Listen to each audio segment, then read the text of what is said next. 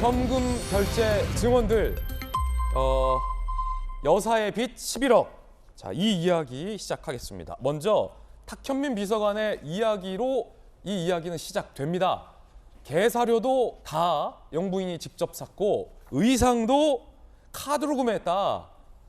그러니까 특활비는 영부인의 의상 구매에 쓰이지 않았다라는 주장인 겁니다. 들어보시죠. 개사료값도 대통령이 직접 부담하시는 개인의 사비로 산 옷에 대해서 그것이 마치 특활비로 활용된 것처럼 주장하는 것은 상당히 문제가 있죠. 그럼 지난 5년간 김정숙 여사의 의상 구입을 위해 특활비가 쓰인 적이 전혀 없다. 예, 한 푼도 없습니다. 그러면 사비로 산 그 내역을 좀 공개해라. 또 이렇게 문자를 주시는데요. 그러면 그 2548님 옷장을 제가 궁금해한다고 그냥 열어봐도 되는 건가요? 그 집에 가서? 모든 그 기간 동안 구매한 의류나 장신구는 다 사비로 구매한 것이다. 카드로 직접 예, 구매했다는 맞습니다. 얘기도 있던데. 물론 사비가 카드로 구매했다는 얘기죠. 사비로 구매됐고 카드로 구매됐다. 탁현민 비서관의 주장이었습니다. 그런데 이런 이야기가 제기되고 있습니다. 누비장인 A씨, 장인이죠, 장인. 김 여사가 2017년 영부인 된 직후 수행원 2명과 찾아와 총 700만 원어치의 한복을 맞춰갔다. 결제는 전액 5만 원권 현찰로 비서관이 봉투에 담긴 돈을 건넸다라고 조선일보는 보도하고 있습니다. 이 한복장인의 주장에 따르면 2017년 영부인이 된 직후 수행원 2명, 남녀 수행원 2명과 함께 찾아와서 700만 원어치의 의류를 맞추고 전액 5만 원권 현찰이 담긴 봉투를 비서관이 건넸다라는 주장인 겁니다. 자, B씨 수재화 장인도 이런 증언을 합니다. 조선일보 보도에 따르면 김 여사가 문재인 정부 출범 이후 2차례에 걸쳐서 각각 구두 9켤레와 6켤레를 샀다. 2번 모두 역시 동일한 증언이에요. 현금이 담긴 봉투를 제시했다라고 증언이 나왔습니다. 그러니까 한복도 구두도 현금으로 지급이 됐다라는 겁니다. 조선일보 보도라는 것 저희가 출처 밝혀드리고 저희 채널A의 취재 결과도 내용이 상당히 유사한 증언들이 확보가 됐습니다. 우리 성혜란 기자의 취재 내용 보시고 이야기 이어가겠습니다. 김정숙 여사가 해외 순방 때 입은 옷입니다. 평창올림픽 마스코트 수호랑을 떠올리게 하는 백호랑이 자켓과 2017년 방미 당시 입은 푸른숲 자켓 등은 파리 패션쇼 출품 경력이 있는 국내 유명 패션 디자이너의 작품입니다. 김 여사가 순방 전 해당 디자이너의 패션쇼 출품작 가운데 마음에 드는 옷을 정하면 디자이너가 순방 취지를 살려 일부 재가공한 걸로 알려졌습니다. 김 여사의 순방 의상을 만든 디자이너 A씨는 남녀 직원이 번갈아서 옷을 가지러 왔다며 해당 옷은 청와대에 보관하는 것으로 안다고 설명했습니다. 옷은 맞춤형으로 한 벌만 제작하고 가격도 고가인 것으로 알려져 있습니다. A 디자이너는 옷값은 정액으로 받았다면서도 구체적 가격이나 결제 방식은 공개할 수 없다고 말했습니다.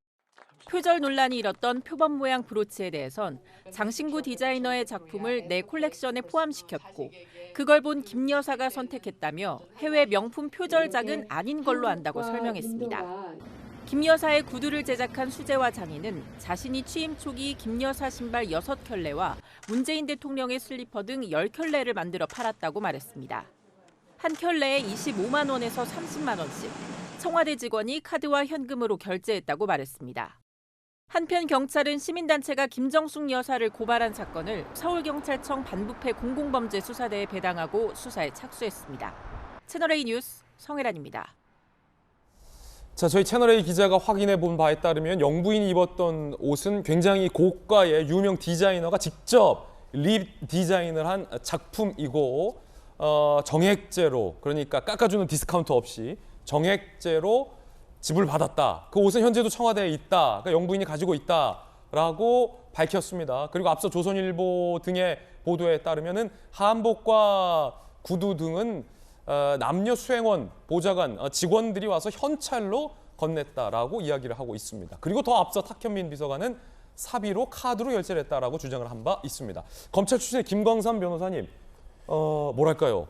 탁현민 비서관이 얘기했던 것, 청와대가 밝혔던 것과 옷을 팔았던 디자인했던 분들, 저희들이 취재했던 내용들 사이에 좀 온도 차이가 좀 있어 보이는데 어떻게 보십니까? 저는 이제 처음에는 그 영부인의 옷과 관련해서 이렇게 논란이 되는 것은 바람직하지 않다, 이제 그런 생각을 가지고 있었어요. 그런데 계속 언론 보도랄지 이제 청와대 입장이 나오는 걸 보면 좀 굉장히 오히려 의혹을 좀 증폭시키는 그러한 이야기들이 계속 나오고 있는 예. 거예요. 그러면 사실 이제 처음에 시작 자체가 야당의 공격이랄지 보수 커뮤니티에서 공개한 게 아니에요. 납사지 연맹에서 공개하라고 했는데 공개 안 했고, 예. 그 법원까지 갔잖아요. 법원에서도 이건 국가기밀이 아니니까 공개하라고 법원에서 판결을 내렸어요. 그러면 지금 청와대 주장 그대로라고 한다면 사실은 재판 과정에서 아니면 재판을 졌으면 공개 못할 이유가 전혀 없는 거예요. 근데 계속적으로 공개를 안 하면서 특활비에 대해서 공개한 전례가 없다, 이런 얘기를 하고 있거든요. 근데 이전에 문재인 대통령이 2015년도에 새정치민주연합인가요? 그때 대표일 때도 공개하는 게 맞고 허투루스에서는 안 된다는 얘기를 계속 해왔기 때문에 예. 왜 공개를 하지 않는가? 그러면서 불구하고 약간 모순적인 이야기죠.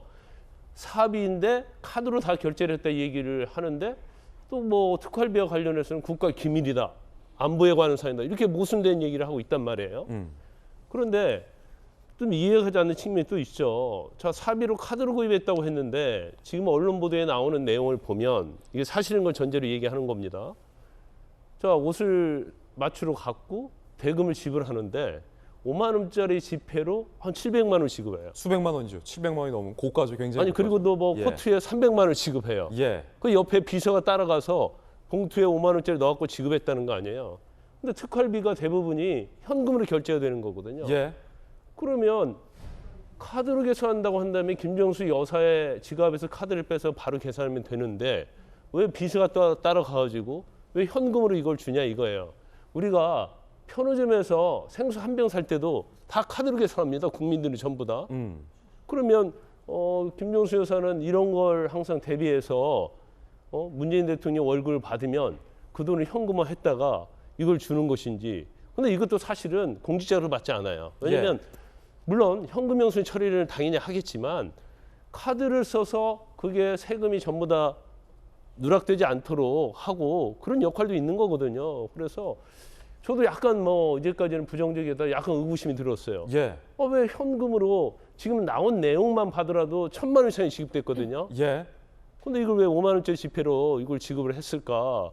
그러면 지금 청와대에서 특활비는 밝힌 전력이 없다고 이 얘기하는 것이 거짓말이 아닐까, 그런 의구심을 국민의 한 사람은 드는 거예요. 그래서 뭐 다른 거 필요 없어요. 정말로 떳떳하고 특활비 쓰지 않았다고 하면 당연히 공개를 하는 게 저는 맞다고 보고, 자꾸 가짜 뉴스다, 뭐 상처 입히려고 하다, 그런 논리로서 방어하는 것은 지금 맞지 않다. 예. 지금 이 상황에서는.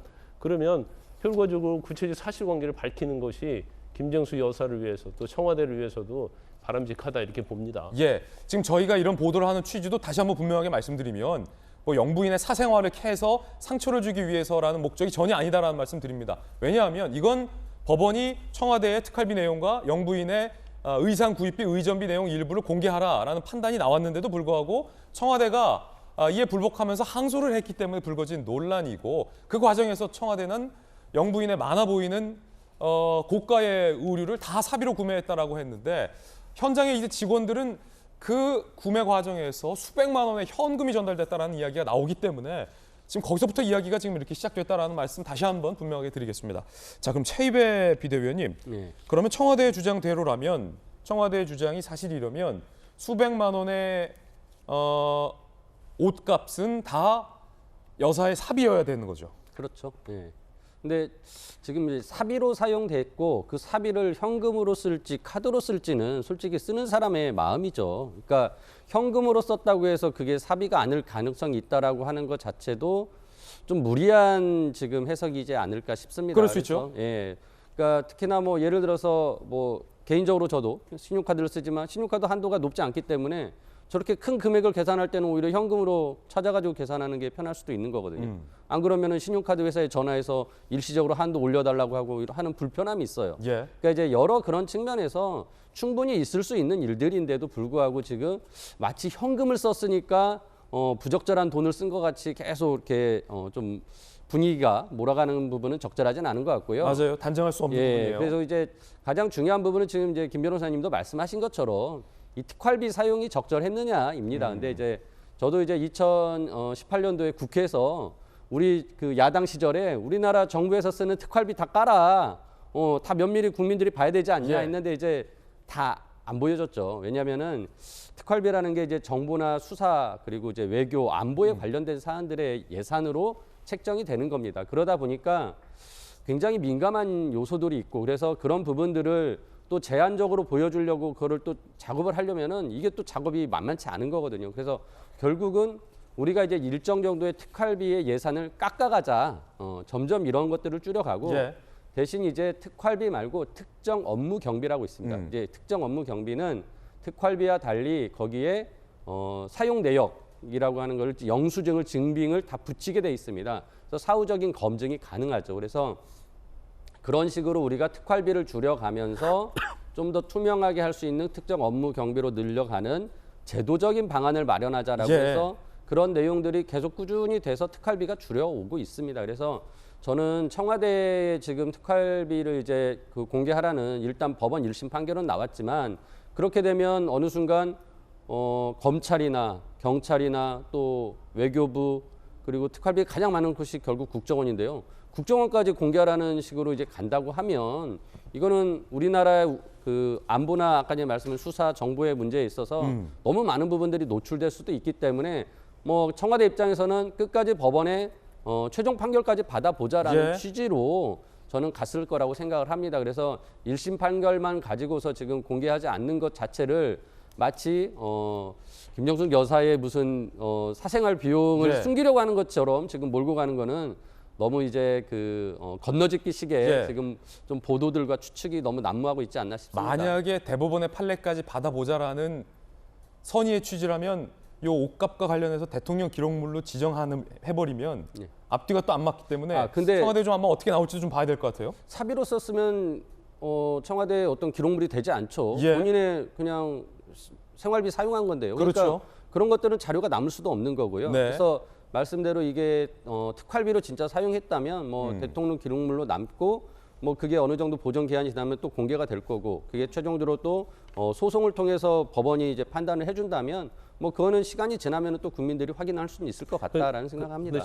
한마디요. 네. 법원에서는 국가 기밀일지 안보에 관한 사항이면 이걸 공개하지 하라고 안 해요. 이번에 법원 판결 자체는 국가 기밀이나 안보에 관한 사항이 아니다라고 이렇게 못을 박은 거예요. 법원 자체가 뭐 국정원이랄지 아니면 뭐 외교부랄지 이런 거에 대해서 만약에 소송이 들어온다고 해서 특활비를 다 공개하라고 하진 않아요. 그중에서 국가 기밀과 안보에 관한 사항은 제외를 시키기 때문에 사실은 뭐 이렇게 이런 식으로 가다 보면 뭐 대한민국의 전체 관련된 기관들이 이거 안보와 기밀에서 문제가 생기는 게 아니냐. 근데 그렇지 않죠. 그냥 판사는 충분히 그 부분에 대해서 검토를 하고 판결을 하는 거예요. 그렇군요.